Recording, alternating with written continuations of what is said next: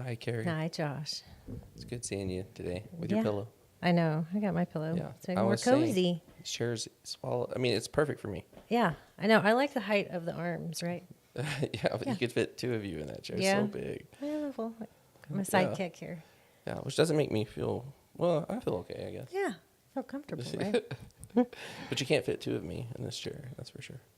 No one Yeah. will try to take up your space. No, these Mhm. are huge chairs. They People who are. can't see them, they are huge. But They are. yeah, Yeah. but that's why they're in here, That's not in our right. office. That's right. Yeah. So, well, we are going to talk about marriage today. We're going to talk about the good enough marriage.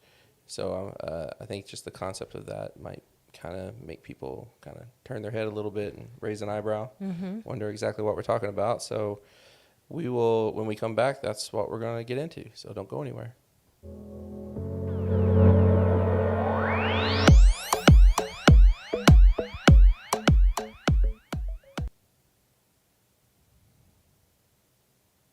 All right. So welcome to the Therapist Take podcast. We are going to talk about our take on what we call the good enough marriage. Before we begin, just want to remind everybody, please, if you haven't subscribed to our YouTube channel yet, to do that. If you're listening to this on the audio platforms, Apple Podcasts, Spotify, or other places, please make sure you follow us and give us a review. That really helps with the algorithms.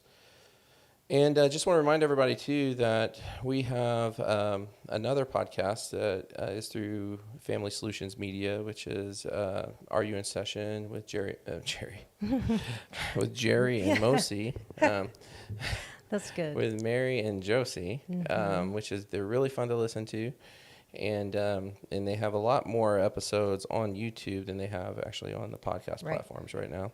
And I'm really excited about Poetry and Layers with Carl Patterson, who is one of our therapists here, and he's also a published author and spoken word artist, and he's got some TEDx talks, and he's really good at the poetry stuff, and he's going to have a mental health flavor to these episodes that he's going to do, and he's going to do his in seasons. So like ours is kind of ongoing. His is going to be in seasons. And they're scripted, and it's going to be really nice, I think. Yeah, so it's going to be excited really about cool. that one. Yeah, it'd be fun. Yeah, absolutely. So check those out. Okay, so we're going to talk about this idea of the good enough marriage. And so let me just kind of outline for everybody what we're going to go through so they have an idea of the points we're going to hit. So the first thing we're going to talk about are these cultural myths of marriage. First of all, I think that's going to be important to go through. We're going to talk about the difference in settling versus reimagining. And then we're going to move right into hard realities and new expectations. And then we'll talk about the way forward from there. So as we begin with this, though, this idea of a good enough marriage came from you. I mean, that's where I first heard it. Probably in one of our many discussions. Didn't come from me, but maybe you remember us talking about it, right? Well, I mean, I feel like I first heard it from you. Like you might not have been the originator, the original. You might have got it from somewhere. Did you? Do you well, know? it's kind of the idea that in mental health, what are we helping people with? Like, I don't hear therapists saying, "I just want my clients to be happy. I just want my clients to have joy," right? Because that's fleeting. Right. Instead, we have a more realistic approach. Right. I want them to be peaceful. I want them to be able to advocate. I want them to, have healthy connections. And so the idea in mental health outcomes is we just want it to be good enough. Right. Yeah. I mean, and I of course have bought into it, but I will say, when you first hear good enough marriage or good enough mental health or whatever it may be, like it is a little unsettling. Sure. It's like, wait a minute, like what? Just good enough? Like, I don't know. Like, right.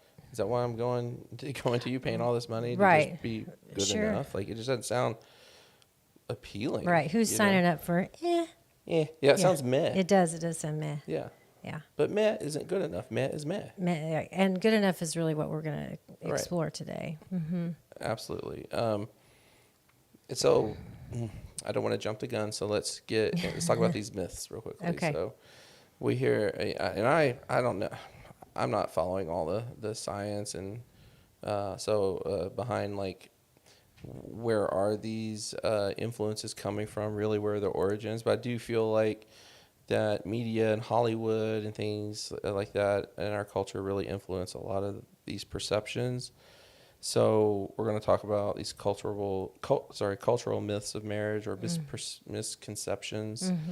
So one of those, for example, the one that automatically pops to my mind is the Jerry Maguire. Yeah, you always rail against this one. Yeah. You know, like it sounds great. You know, okay, so Jerry Maguire saying, "You complete me." You know, like you're not a whole person without somebody else. Right. Yeah. Like I am, and that's.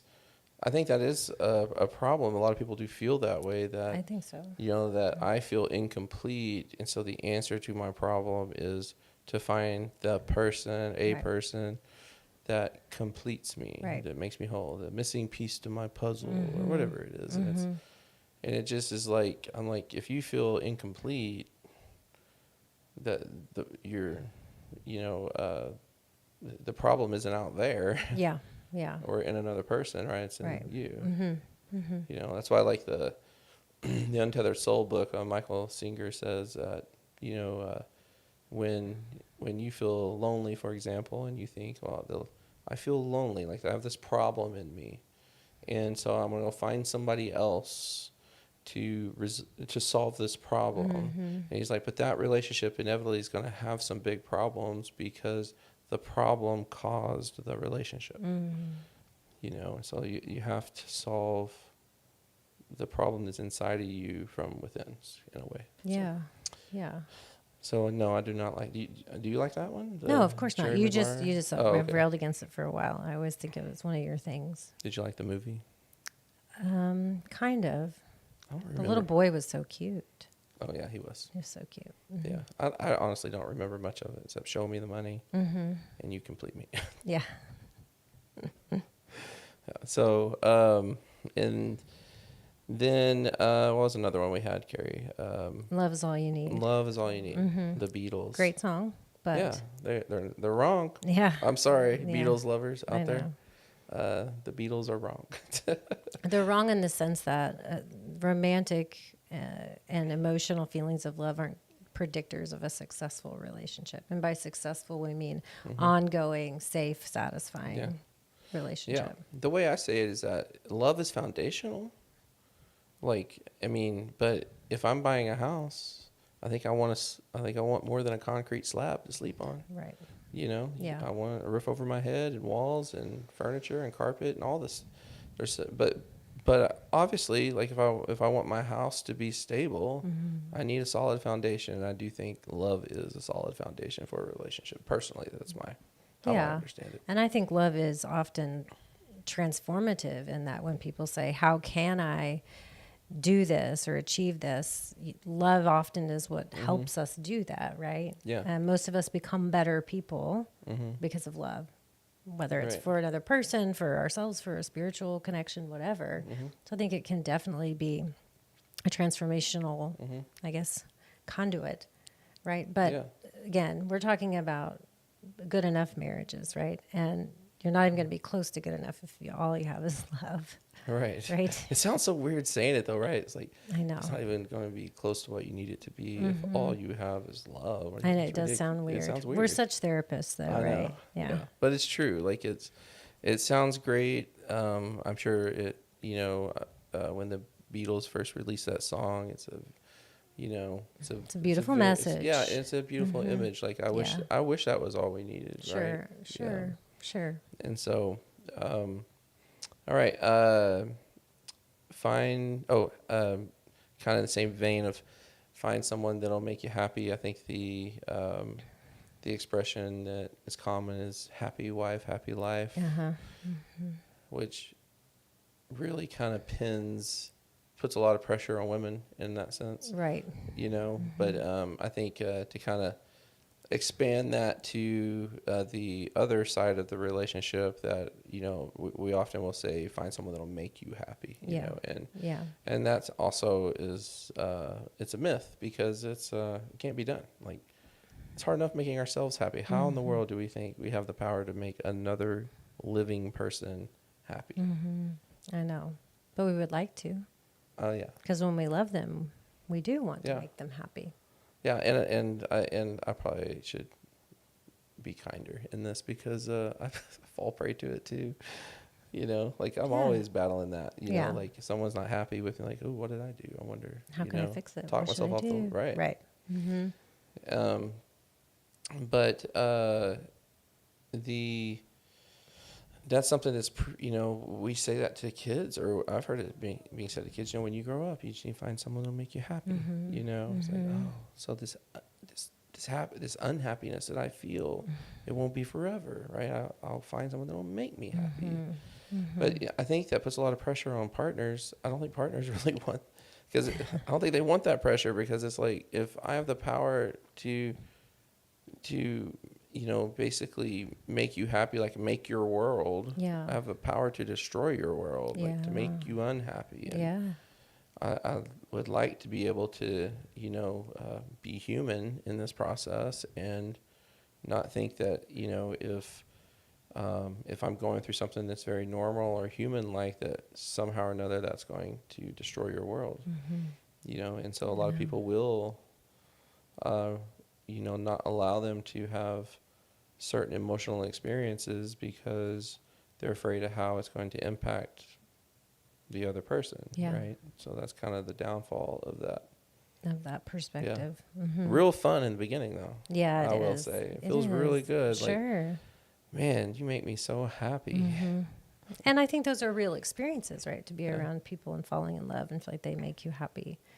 Right. It's not taking away from these romantic and emotional, loving experiences, but it's the idea that they call it the honeymoon phase for a reason. The key word being phase. Yeah. When the honeymoon ends, it's not fun for anybody.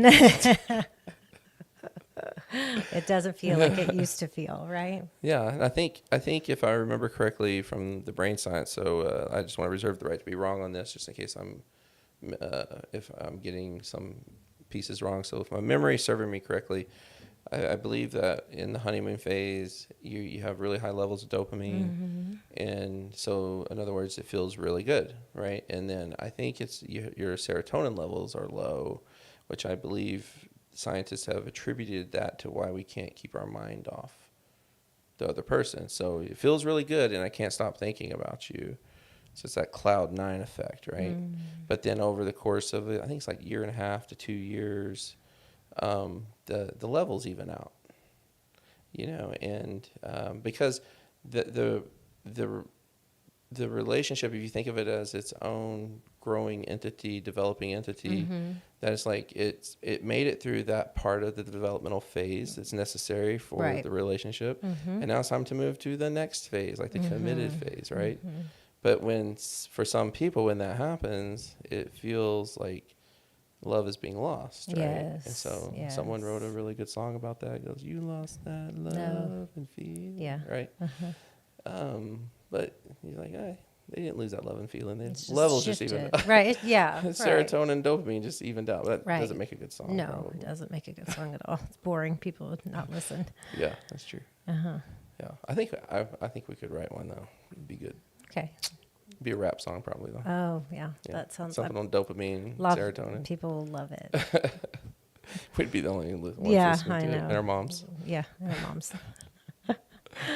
But yeah, so those are just a few. I mean, there was one we were debating on before that I said that we should save that one for a different podcast. So. Oh yeah. Yeah, so we should do that. Okay. But.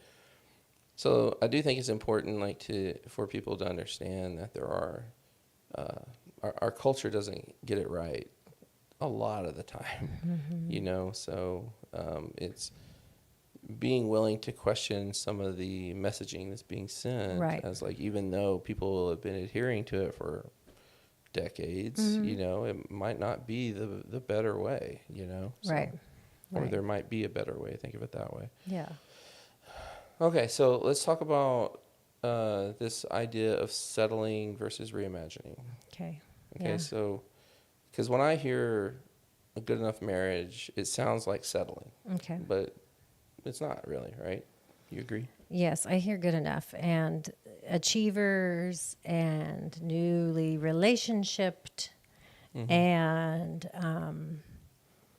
even people that are maybe hurt and trying to work themselves through it will hear good enough and hear settling, giving up, Mm-hmm. accepting less, something like that, right? Yes, yeah. It sounds like that. It's like being a C student when you're capable of being an A student or something, right? Mm-hmm. And I think our job with clients is, I think what we're trying to do is bring in the human element to it, right?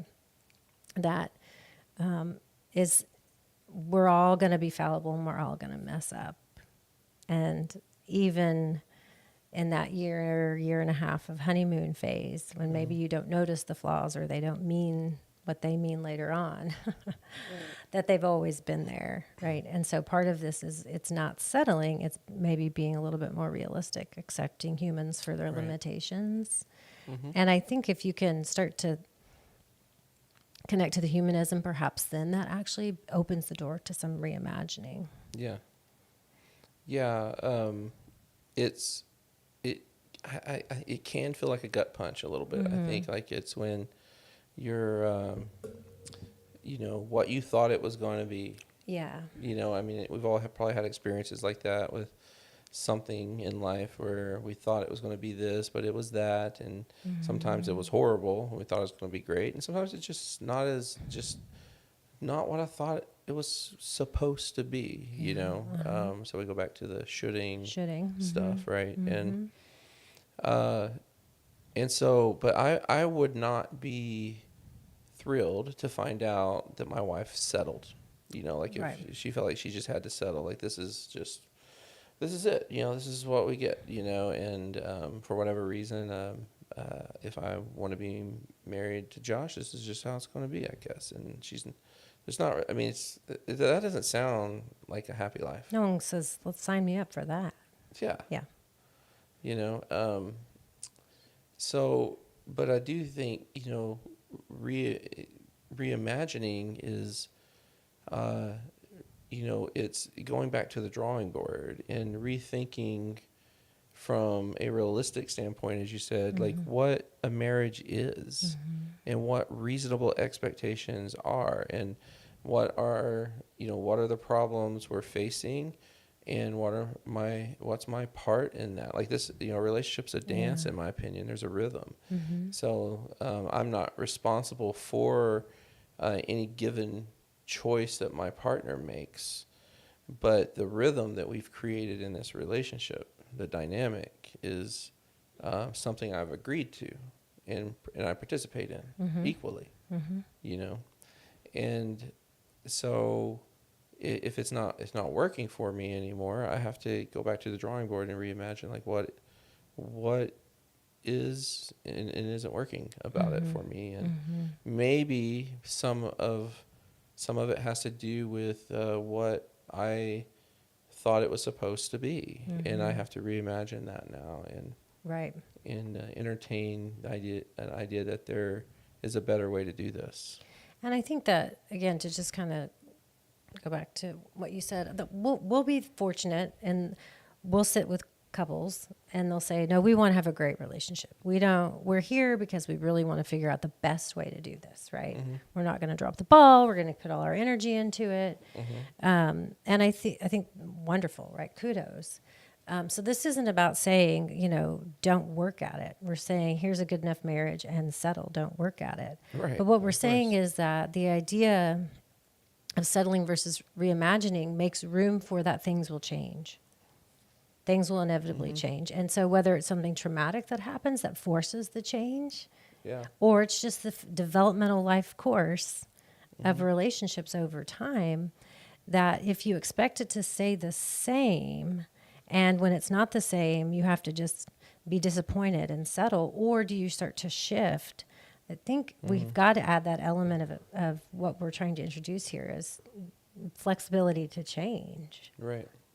Yeah, absolutely. And I think that it's kind of like it's going against the grain of the original fabric that was laid. You know what I mean? Yeah. So, there's a pattern. There's an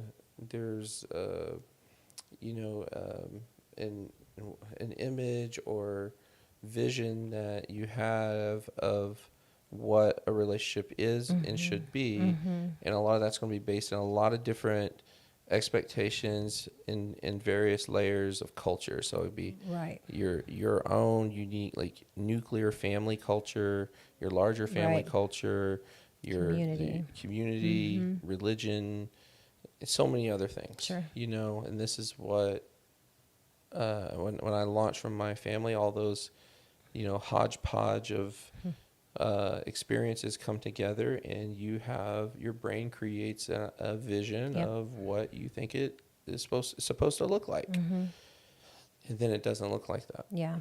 So I got to reimagine, and sometimes I'm like, now I'm going to go against the grain. Like, what if it's okay? Is it okay that my partner doesn't meet all my needs, so to speak? That.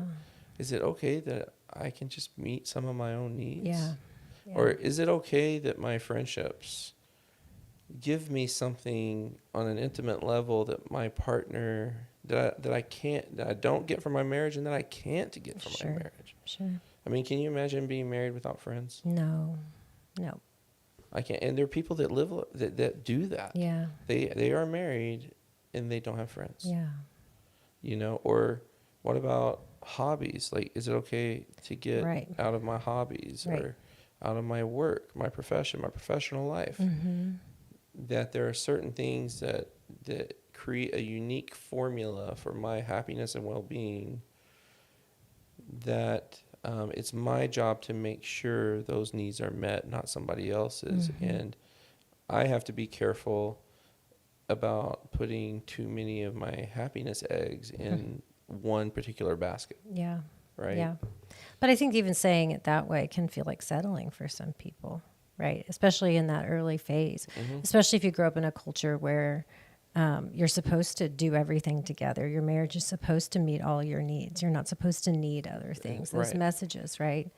Even things like in our office, Josh, that we get to hear, oh, we'll never have children and let them sleep between us. That bed is just for the coupleship, right? That's for us, right? Oh no, we'll never go to two different places of worship, because we're going to always share in that, right? Oh no, we're never going to have too many hobbies. I eat my words every time I say never. I'm if that doesn't happen to everybody else, then it must just be me. Because it's probably just you.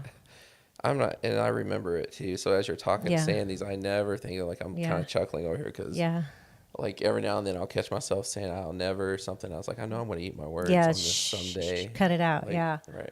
But the idea of that is that if your child sleeps in your bed, have you settled?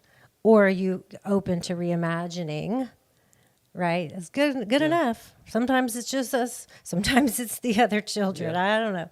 Right? It's just forcing you to kind of think about those things, right? Yeah, absolutely. You want to hear one of the nevers? Yeah, what's one of them? Because it just happened. Oh. That's why I'm laughing. Okay.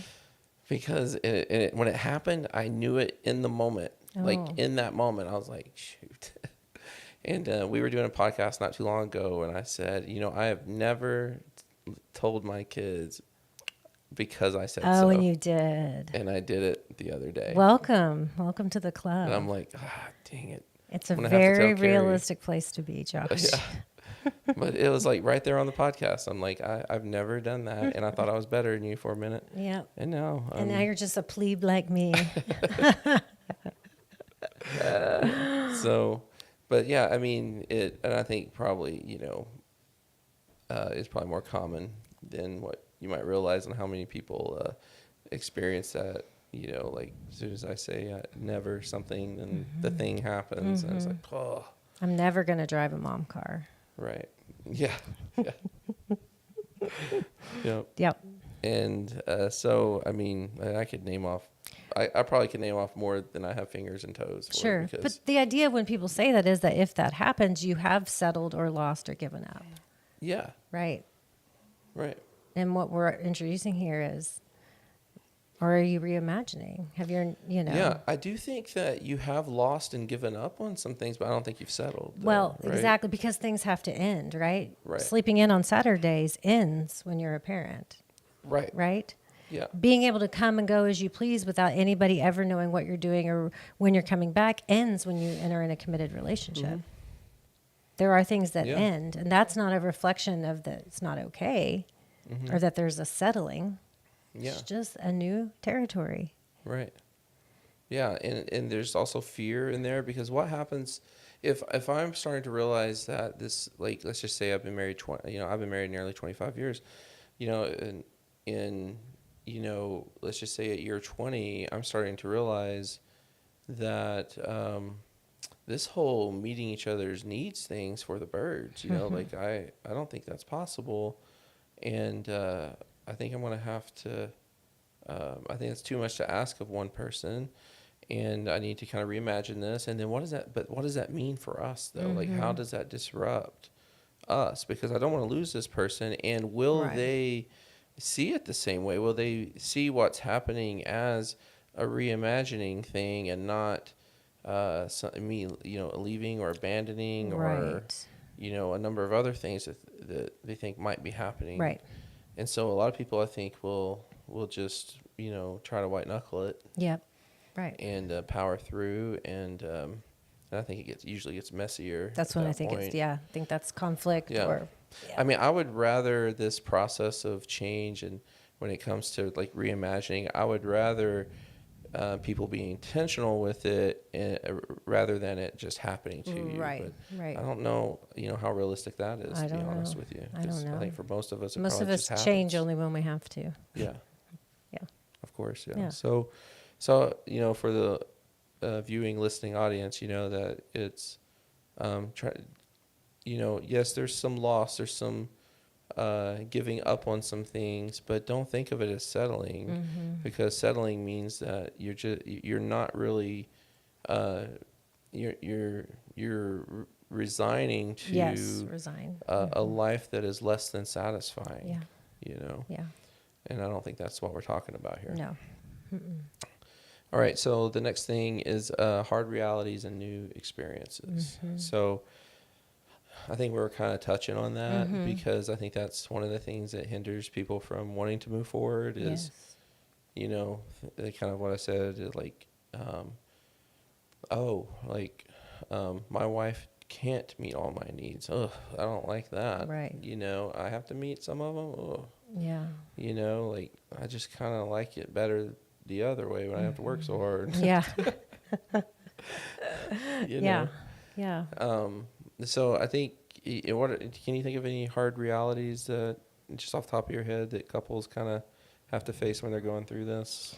I think that there's a lot, but I think kind of the idea that no one can meet your needs, but the idea that there has to still be some, even when you're in love and even when you share values, that there still has to be some separateness, right? Everyone needs their own autonomy and identity. And there's going to be times throughout the course of your relationship you're going to need more of that, and that's just a hard reality. Yeah. And I think that can feel to people like something is wrong or failing. Right. And there is, as we say, there are seasons, right? There are seasons where you in your relationship may feel like we're really jiving, this is rocking along, and then there may be seasons where what is this, right? Yeah. Who is this? What have I done? Right. Right. And that's just, I'm trying to normalize that ups and downs, right, of the harsh reality. Yeah. Well, it's normal in the sense of that it's just what you have to go through. Like, it's not I don't think there's a way forward where you're not, like operating where it's not higher intensity. Right. You know what I mean? Right. But one of the things I was thinking about was, when we're working with couples that are dealing with infidelity and betrayal trauma, we often cover a few different hard realities. Right. And one of them, and I think it's one of the hardest ones, is that you really don't fully know your partner. Mm-hmm. You know, I think the way we say it is like you really can't fully know someone, even your own partner. You know, it's like, I don't like that. Yeah. You know, like Mm-hmm. it feels uncertain and like anything could just happen. Like anything could, because anything could just happen. right. You know, and it's hard, but it's always the thing is it's always been that way. Yeah. We just have we utilize these facades, or these what I call like the curtains of certainty. You know, like we put these veils over reality. Right. Just because it helps a little bit, and I don't fault people for that. Like No. I liked it when I did it for a while, but when they're open, you can't close them back. No, and I think it's even got some healthy adaptations, right? Of having some. No, I mean, who could actually decide to get married if you knew it was going to be hard? Yeah, right? So true. You have to do. It's going to be hard, but we did premarital work. We have good families we come from. Whatever, like you have to be able to do that, and that's still true. Yeah. But they don't protect you, right? Even healthy people get sick, right? Yeah. So this just the course. Yeah, I mean, you're 100% on that. I mean, I was 20 years old. Like, Baby I don't want to know. I'm glad I didn't know some of these things. Sure. You know, and I'm grateful that I felt like that we weren't so ignorant of how things are that we didn't, we're fortunate to not fight like cats and dogs in the beginning of our marriage. Mm-hmm. You know. But, when our marriage changed and shifted, and that's actually another myth, I believe, is that, marriage lasts forever. And we were kind of joking around that, at least for one of you, that's not true, because most people don't go out together when they die. But what we're mainly referring to, though, is the shift and change, and that the marriage I'm in now is not the marriage my wife and I created in the beginning. Well, what's Esther Perel's quote, right?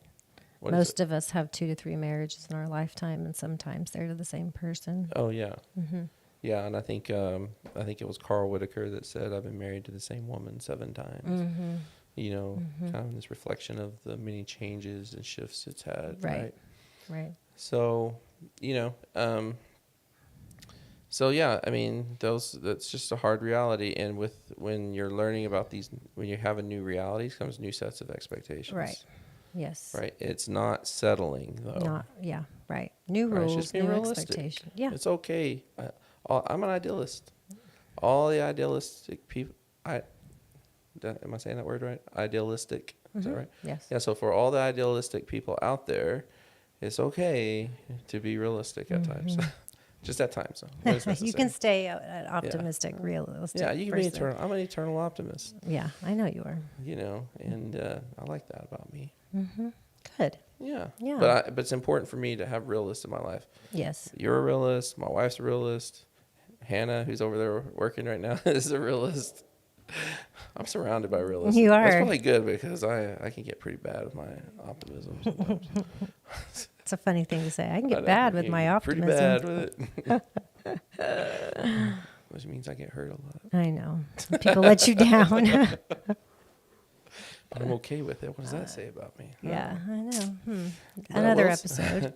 We were talking about the Beatles and the Love Is All You Need thing, and I was thinking as you were talking, I was like, ooh, what are some pop culture songs or things where they got it right? And comes to mind. Hannah's gonna love this. Taylor Swift. Oh. You know what song I'm thinking of, Hannah? No, what? It's me. Oh. How's it go? What's the? It's me. Hi, I'm the problem. Yes, it's me. That's Carrie. I'm impressed. I have it's a daughter. Me, hi, yeah. I'm the problem. It's me. Yeah, that one. Yeah. There's been many breakdowns of that song with my 8-year-old at my house. I haven't listened to the whole song like where I'm paying attention to the lyrics exactly, but I just want to tell her like, well, it's not all you. I mean, It's her anti-hero, though. You listen. She's doing an IFS take. I haven't listened to the whole thing. Like I said, I haven't. There's your homework. Really paid attention to it, but I do know that part of it, right? And that was my first part. Is like, well, it's good that she's acknowledging it, but don't flip to the other extreme. Yeah. Like no one else has a part in whatever she's doing. You're such a systemic thinker, Josh. Yeah. Yeah. But I can't think of is there any other pop culture references where it's like, yep, they got it. I can think of others where they didn't. Like, it's much easier to think about what they did. Zach Brown Band has a song that goes, "Keep your heart above your head and your eyes wide open," and it's a great song. I love it. I love the Zach Brown Band, but that song, the therapist in me gets driven crazy. Because I'm like, no, like you don't let your heart lead. Like your heart is there to be very informative.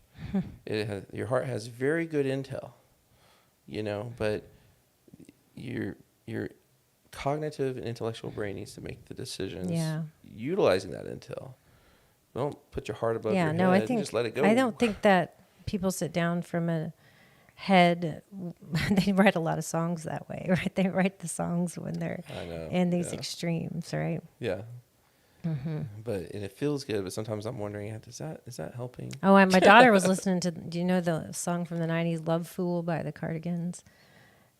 I'm not going to sing it, but there's so many lyrics in there where she's like, I can't live with anyone but you. And I'm just like, oh gosh, I don't want her to think that. Oh yeah. I don't want her to take in those lines, right? My daughter and a lot of kids are hooked on this Tennessee Orange song. Have you heard this? Mm-mm.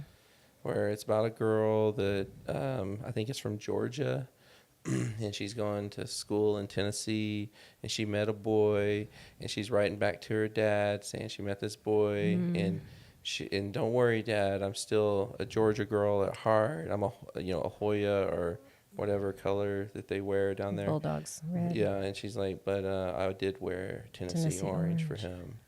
I'm like, don't do that. Like, I mean, it's romantic, though. It is romantic, but as parents of daughters, you're just like, oh, man. Yeah. I was like, I just wanted to say, go listen to some like, I can't remember his name.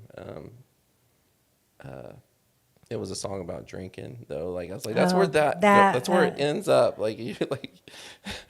A song about like you're just trying to drown out the noise, like you won't be able to stand Tennessee Orange, and you'll be mad at yourself that you gave up Georgia. Yeah.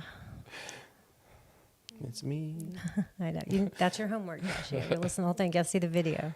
All right, we digress there a little bit. So the way forward, and that's our last point that we're going to cover, and I'm a Lord of the Rings junkie, and so the kind of one of the more famous quotes from Lord of the Rings is where Frodo says, "I'll take the ring, though I do not know the way." And it's just, I don't know what it is about it. I think it's just the whole setup of that, the context of that he's a hobbit, which they're much smaller in stature of a people. They're not known for heroism. They're very just kind of a peaceful people that just kind of live under the hills, and here he is amongst all these, warriors and giants who are fighting about who's going to do this thing to save humanity. And as they're arguing and there's all this noise, he speaks up and he says, "I'll take the ring."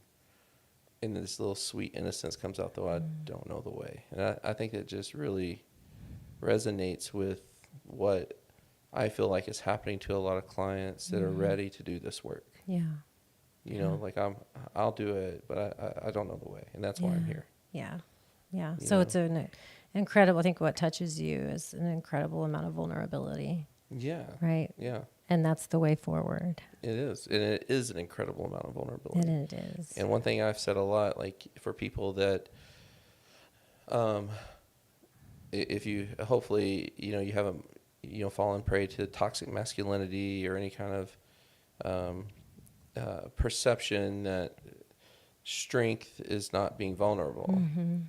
Because if you really want to prove that you have reached the apex of strength in your human existence, then you need to know when it's time to be weak in doing it. That is, to me, the top of the mountain right there. Like, that's the strongest of the strong are able to do that. Yeah. Which is it's paradoxical, which you know how I feel about paradoxes. That's where the mental health is. Yeah. Oh, do your paradox quote. We just talked My about paradox quote. Oh, my yeah. from Willy Wonka, the original Willy Wonka. Because it fits with what we're talking about. Yeah, the scene in the factory when they get on like the bus car wash thing, and they start. And we're going backwards, and he says, "Oh, you always have to go backwards to go forwards." Yeah. Right. Oh gosh, it's so good. It's so good, and it really, I think, speaks to what we're talking about, what we do in therapy, right? Yeah. It's against the grain. It's against the grain. It's not what you're like. My son just turned 16, and he's got some whiskers. And I bought him some razors, but I said, "Hey man, I'll get you some. Do you need some razors?" He's like, "Yeah." And I'm like, "Well, just let me know if you need help with it." But I didn't want to push it, and you make him feel awkward and everything. And so like they just sat there for like 2 or 3 days, and he came to me finally, and he's like, "How's this work, Dad?" And I'm like, "Well, don't go against the grain. You got to go with the grain, like otherwise you're going to cut your face up, And so, but, this is, the sometimes but one thing I told him, like, but if you want a really smooth shave someday, you'll shave with the grain and then you'll go against the grain. And that's how you get the really smooth shave. Do you remember Ghostbusters when it says when they're like, I know this is a weird shift. Okay, yeah. But it was like, oh yeah, Ghostbusters. Okay, they said like when they created the machine, I forgot what it's called to capture the ghosts. And he's like, whatever we do, don't cross streams, right? And it was like that could be bad, big boom basically. And then when they had to do their final battle, he's like, we got to cross the streams. He's like, but you said don't cross the streams. Like, I specifically remember you saying don't cross the streams. That's bad. But it's how many times in session have we been working with somebody and we're like, what is the thing? What are you most afraid of doing or trying? And we're like, that is it possible that might be the thing? The thing that just doesn't make sense. And, we've talked about this a lot over the years, is that like we're often presenting things that don't make sense to people because they've tried everything that's made sense. They wouldn't be here. Right.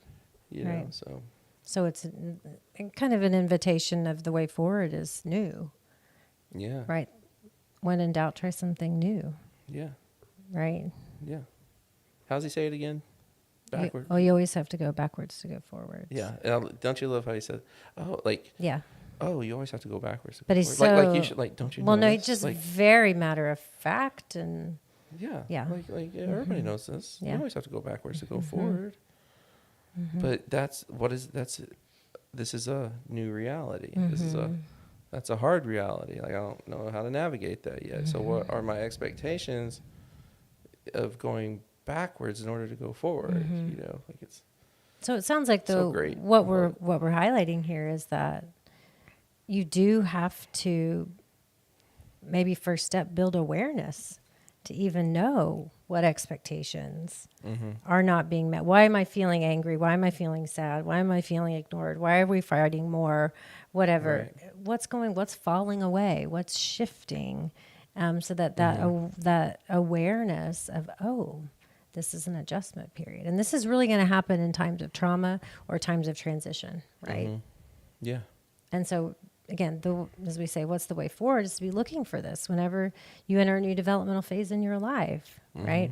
Whenever something significant happens, these are going to be opportunities for things to change and your expectations to change. And the hope is, to kind of go back to the theme, that you do this good enough. Right, yeah.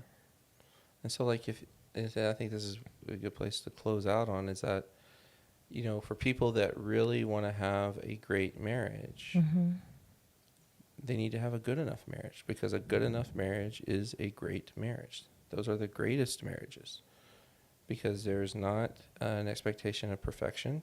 Yeah. You know, and, you know, at some point, as you're trying to achieve and grow and create intimacy, at some point, you have to just say, it's good enough. Yeah. It's great. And that's good enough. Yeah. Yeah. You know, you don't have to do any more. But you don't just ignore it. But, you know, you get what I'm saying. Yes, I do. And I think this is easier for people as parents to accept, but I think it's really important to think about it from a committed marital relationship perspective. Yeah. Yeah, there's a peace and resolve in it, you know. So, yeah. Well, we better stop talking before we ruin it. Yeah, I know. Exactly. Yeah. Start talking about Ghostbusters again. I know. Never know. The squirrel could come in. Yeah, I know. Any moment in time, we could have that squirrel moment. That damn squirrel. Okay. Well, I appreciate everybody being here. I think next week maybe Ben Thompson's going to join us. Okay. He's a colleague and friend of ours, published author. I can't remember if it's going to be next week or at another date, but we'll see when he shows up. But we appreciate everybody who's joined in and supported the podcast. As always, be sure to make sure you give us a 5-star review and let us know what you think of the podcast. If you like it, publish that, make that public. But also too, like if you have topics or anything you want us to cover, feel free to comment on that or send us a message or something. Yeah, so. sure. All right, thanks.